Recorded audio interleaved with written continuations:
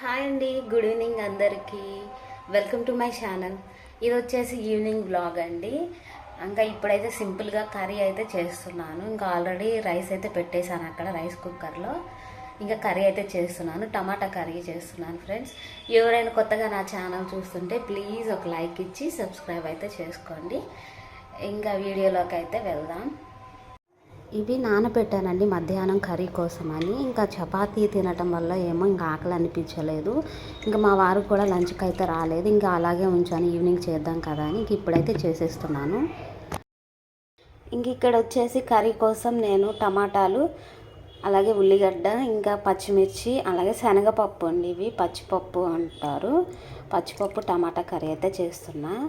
Just ఈ నైట్కి మాత్రమే, ఇంకా మార్నింగ్ వరకు అయితే ఉండదు అనుకుంటా. ఇంకా అందుకే కొంచెమే చేస్తున్నాను.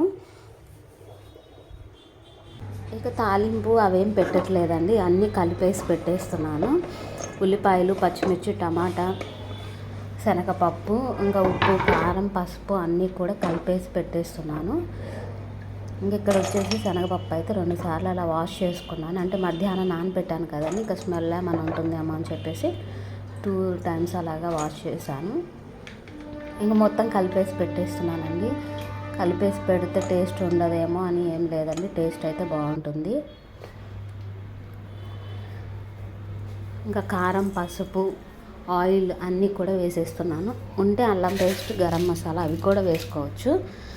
నా దగ్గర అయితే లేదు, కొబ్బరి పొడి ఉంది. కానీ ఇంకా అల్లం పేస్ట్ ఇవి వేయకుండా కొబ్బరి పొడి ఇంకా ఎందుకులే అని చెప్పేసి నేను నార్మల్గానే కలిపేసి స్టవ్ మీద పెట్టేశాను.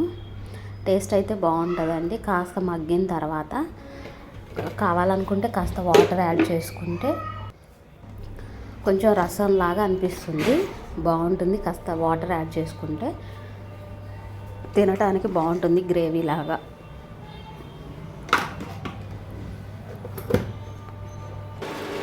ఇది కర్రీతో పాటు పచ్చడి మార్నింగ్ చేసిందండి కదండి, ఇది 2 అయితే ఈ పూటకి సరిపోతాయి. ఇంకా రేపు కూరగాయలు అవన్నీ తీసుకొచ్చుకునేది ఉంది.